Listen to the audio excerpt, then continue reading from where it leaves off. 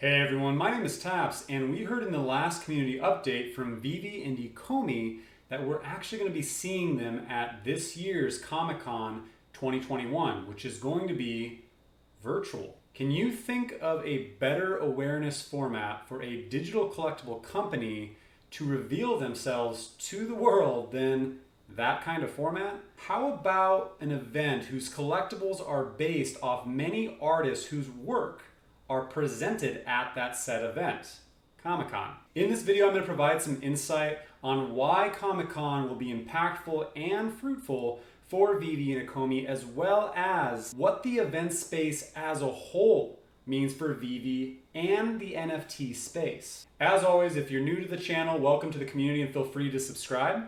I'm a crypto, stock, and real estate investor, but definitely not a financial advisor. Okay, so as I said on the last monthly update note that came out on June 3rd, and in the video on Ecomi's channel, Reese, Dan, and David all did speak about Comic-Con. Veve is headed to Comic-Con. We're incredibly excited to announce that we're taking to the San Diego Comic-Con, only the biggest pop culture event in the world, in July to offer fans and collectors some very special digital experiences. This will include Comic-Con exclusive collectible releases, and we may have one or two more tricks up our sleeves.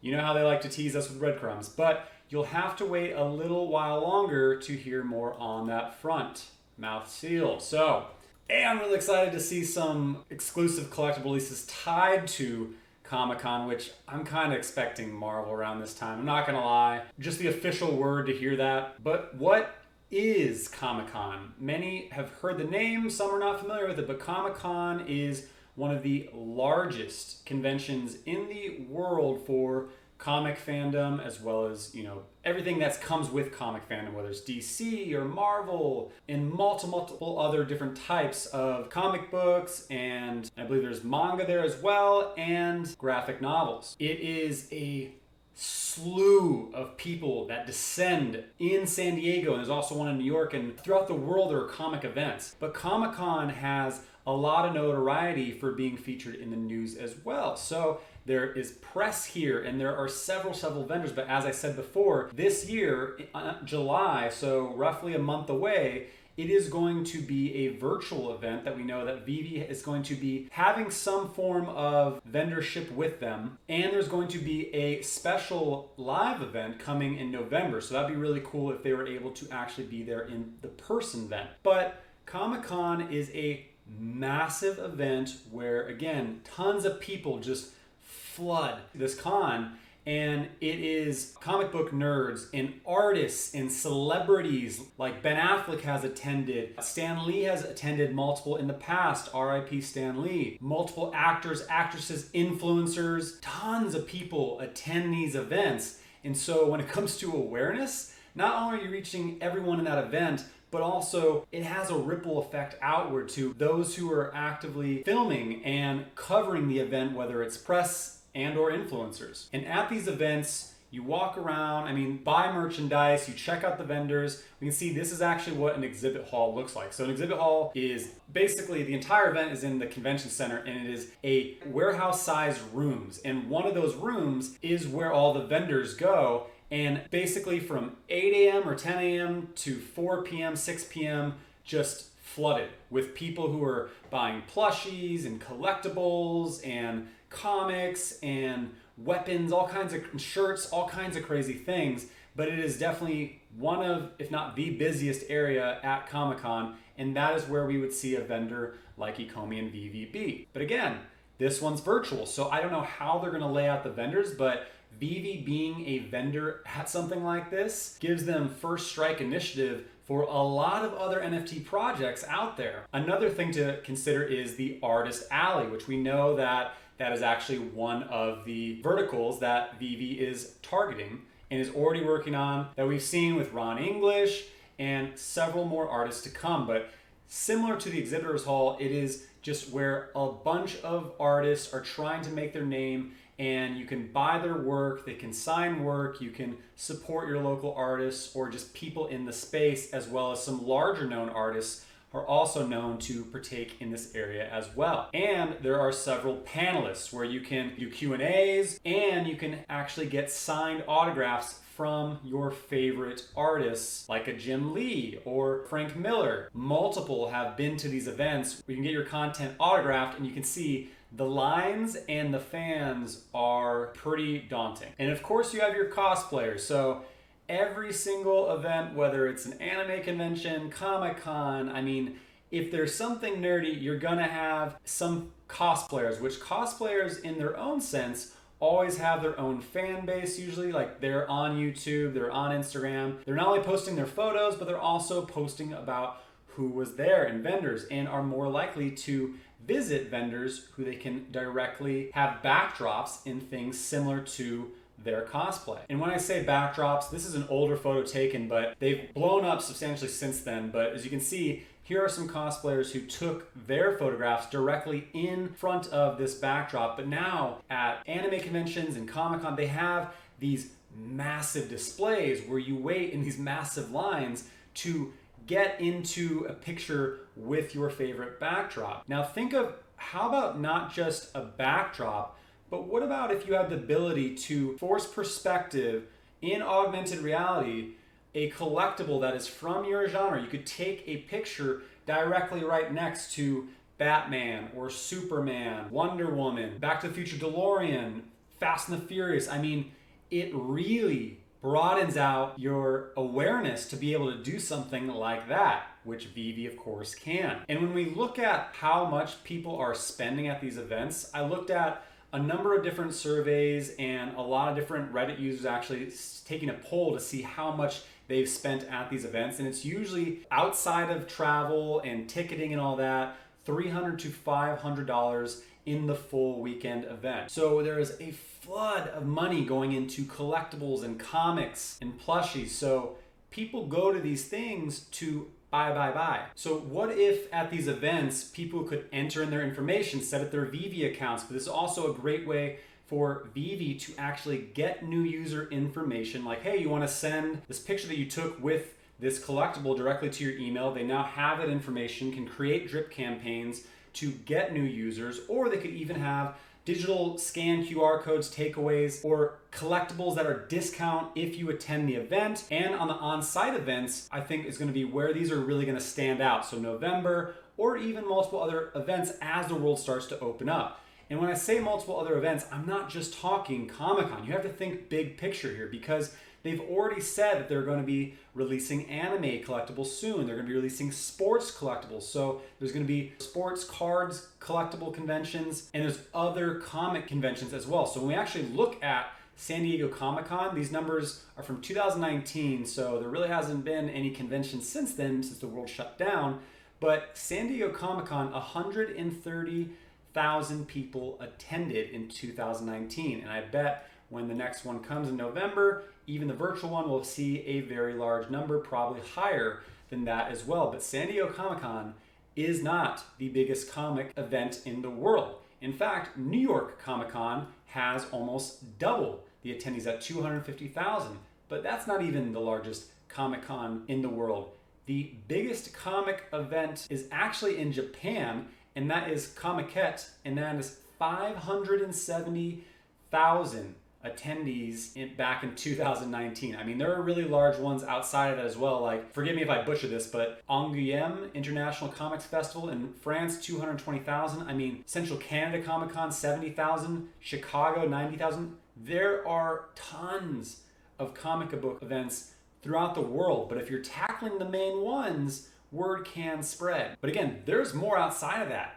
You can look at Anime Expo, which is also down in SoCal, 110,000 is one of the largest anime events on the West Coast. Anime Japan, 152,000. There's Fanime, which is in San Jose, that has well over 100,000. And then you even have the gaming convention. So once the Veveverse opens, they can start going to things like E3 and BlizzCon, UK Games Expo. I mean, there are so many conventions that have large followings, which means new users of the Veve platform. So that 300,000 number, I expect to go up substantially as more awareness comes out, more events, and they're not crypto users, they're comic book and collectible fans, right? So they don't even have to really even know about the OMI token, but they're going to join Veve, become new users, buy more collectibles. More money is going to Ecomi. It's more awareness because of the press and the artists who are going to be there. There are more gems burnt, which means that there's more OMI burnt.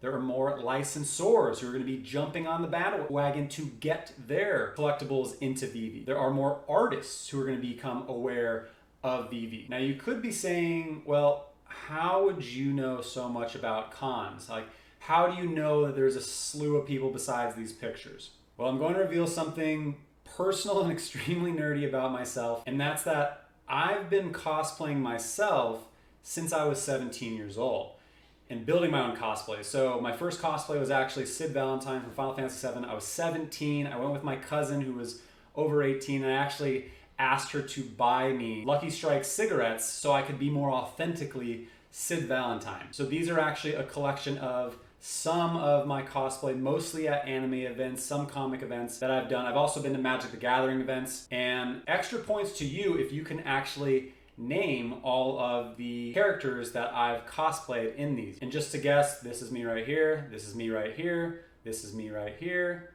right here, right here, right here, right here, and right there. So I'm well aware of the fandom spending a ton of money at these things. Mostly for me it was collectibles and plushies, and just how much audience these vendors reach by being at these kind of events. In a digital format, I feel like Veve is going to be able to capture more eyes, especially since they are one of a few in the space who are going to be at this large event. So I see the press seeing them as a differentiator and having first mover advantage. And it isn't just Veve. I found this article that actually spoke about how non-fungible tokens will be present at events and how to start applying them now. So it directly goes into, as we look forward from where NFTs began, it is evident that NFTs will soon become entrenched in live, virtual, and hybrid events as these certificates of authenticity become a favorite among artists.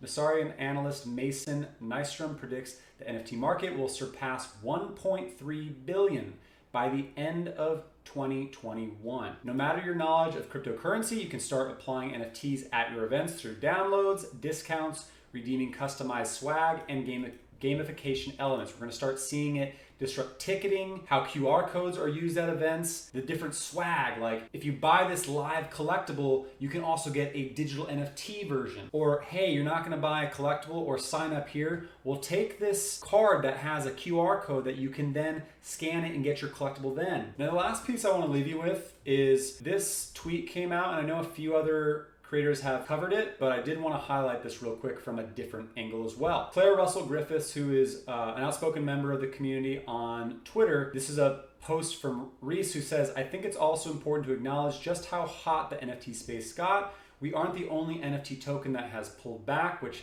I've covered in several videos where I showed Engine and Sandbox and Eternity and OVR, and how the entire space is down and hit. It goes on to continue, we are actually pointing out that we were in a hype cycle and have always known it was the IP that was going to help us rise when the dust settled. I can't give you much more info just yet, but I would say the dust has settled and your patience will be rewarded much sooner than people think. RNC PMK, which is their very expensive PR firm that they hired, and we're expecting some big things on awareness coming from them, is now fully in the swing of things. We have our new social team coming together with Noah. We've been lining up all our press and media things over the past 6 weeks or so while the app was refactored, which we saw all the collectibles have been given a facelift, which look awesome. It's all going to look seamless when it comes together, but I can promise you that we haven't stopped working behind the scenes to get everything, including the token, back on track. This has me really hopeful for many things. Again, I think summer is going to be big, but I think this month is going to be where we see a turning point for the token and Veve as a whole. But I want to highlight what Reese said, because I've heard a couple of other creators say it, said we're in a hype cycle. What they mean is interest ebbs and flows, right? The hype ebbs and flows. So that hype cycle was roughly a 2 to 3 months where everyone could not stop talking about NFTs, and I get that. But one thing I want to point out that a lot may not know is there are actually hype cycles, like physical hype cycles that you can look at and that hundreds of thousands of companies look at to determine for investing. And the company who creates them every single year, they create tons of them based on different spaces like IoT and AI machine learning, is Gartner.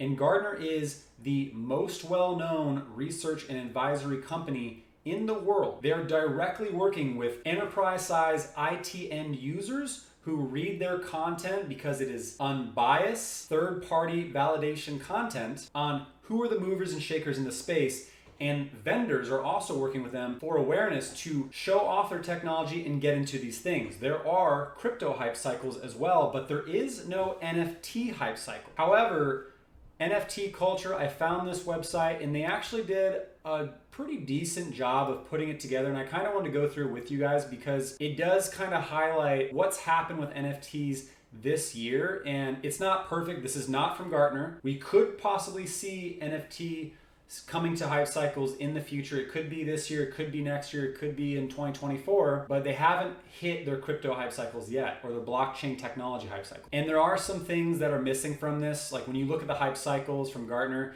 they give you a time frame, like 2 to 5 years or 10 years out, and then what the impact of that technology and the listed vendors will have, whether it's a low, medium, or high impact on the space. So these are created for people to see if they want to buy the technology, where it is at in the adoption of the technology. Is it still emerging, which is all the way back here, all the way to the very entering that plateau where it is hitting the mainstream. So as an investor, you usually want to invest in something when it's somewhere around here, right? Before everyone and their brother knows about it. But we can see that they did a good job of showing from a technology trigger all the way through the peak of inflated expectations, trough of delusionment, slope of enlightenment, plateau of productivity, where NFTs go. And I want to apply Veve to this, even though I think this is somewhat limited in terms of time frame, because again, it isn't an official hype cycle. It's one that was created by someone else. We can see it starts with R&D, startup companies' first round of venture capital funding, first generation products, high price, lots of custom. So all the capital funding, all that came back in 2017. So 2017 and 2018, when Ecomi first did their ICO and started setting up everything for the token and the company, and for Veve, the digital collectibles company. You see early adopters investigate. I like to apply this almost to basically December to January, when no one really knew so much about the token or so much about Veve, but people were starting to. And then mass media hype begins, supplier proliferation. So this is when February and March happened and Veve was popping up. People were starting to understand it, and NFT craze was hitting. Activity beyond early adopters, that's when influencers started talking about it, and all the major YouTubers like BitBoy and Andre Jick were talking about it. And we can see that phase of hype wears off. Right? It also is moving though further along in the technology being adopted. So it goes, negative press begins because now more people know about it. So they're going to try and find holes in what they're doing, which we've seen a lot of negativity on Twitter and YouTube. And it's just because that hype has died down and the token has dropped. Supplier consolidation and failures. And we have seen some failures in some sense from Ecomi and Veve. And it's mostly just a failure to hit timeframes when they say this is coming out this. And I think it's because they wanted it to come out then, but then they also realized, why would we release, new exchanges and all these big catalysts that are happening when the market is all beaten down? A major catalyst that happened for Engine was they hit Coinbase, but it happened when Bitcoin and alts were tanking. And so it did almost nothing to the price. But if that had happened when we were still riding that high, Engine would have shot up probably 30, 40%. And the same thing can be expected with a lower altcoin like Ecomi. And we see second, third rounds of venture capital funding. I don't think any more funding is really needed for Veve and Ecomi. They are pumping in tons of money from all of us crazy, hungriest investors and Veve collectors, and less than 5% of potential audience has adopted fully. Now, I think roughly we could be around 5 or 10% of the audience who've fully adopted Veve in a sense, because when you think about it, there are roughly 300,000 Veve users today. So let's say 6 million users, maybe by like 2024, 2025 times 0.05. Yep, so we're right there. So I do think that by 2024, we could have in the millions of users. And who knows after that where Veve can be in 2027, 2030. And then we see second generation products and some services. We saw the wallet, we saw the collectibles, but we know that there's a new product launch coming out in Q3. They've told us it's going to be coming out, and it's not the Veveverse, but we also know the Veveverse is going to be coming some point either end of this year or maybe even next year as well. And then we see as it continues into the slope of enlightenment, methodologies, and best practice for developing third generation products, out of the box product suites, and then when we enter the plateau, which is that mainstream adoption is no longer a nascent space or emerging technology. High growth adoption phase starts, 20 to 30% of the potential audience has adopted the innovation. So looking at where Veve really falls, I think we're somewhere in the trough of disillusionment right now, which when you look at the trough and the slope, they are the two largest sides to work through. And that doesn't mean that the price is gonna reflect anything. It just means where is it in the adoption and awareness as a technology and as a space. But the fact that Veve and Ecomi are somewhere right here, and we look at where Terra Virtual Collect and Quid and outside of the collectible, like just NFTs, like Eternity, all that, they're probably somewhere at the peak, and some are still just on the rise. So Veve, again, has that first mover advantage and are going to be a really easy poster child for many to reference as an NFT that can reach mass awareness to those who don't necessarily need to be in crypto, because you can buy Veve collectibles with fiat, which there aren't many other projects that allow you to get the NFT beforehand before you can mint it. So, but the press who are at these events will say Veve digital collectibles and associate them with NFTs as they become so. Again, ComicCon could just be the beginning of what kind of events we can see Veve at, but also the NFT space. What's good for NFTs is good for Ecomi and Veve. And so what's next? Anime conventions, sports conventions, artist conventions, major collectible conventions. There are several events in spaces that Veve can stand out from most other NFT projects, as I've highlighted. Because simply put, Veve is unlike any other NFT project that is out there. And to reiterate, each one of these events means more awareness, more users, more licensors, more artists, and of course, more gems being burnt, which means more OMI being burnt. On top of that, we still have major catalysts besides Comic-Con that are upcoming in summer and in the upcoming quarters, with buybacks, exchanges, Immutable X, new digital product, Veveverse. I mean, take your pick. There is so much to look forward to. So make sure you're on the ride before it starts and you're not left on the sidelines just watching. I hope you found this valuable, and if so, please hit the like button so others can see this content and know why Ecomi and Veve are a force to be reckoned with. And please leave a comment down below on what you're most looking forward to from Ecomi and Veve. I mean, again, there is a lot to pick from. And if you haven't done so yet, please hit the subscribe button and notification bell for future content, and help me hit my goal of 10,000 subscribers, which will be the next tier of when I'll be doing another giveaway. That's it for today. I'm Taps. Thank you for your time, and happy trading.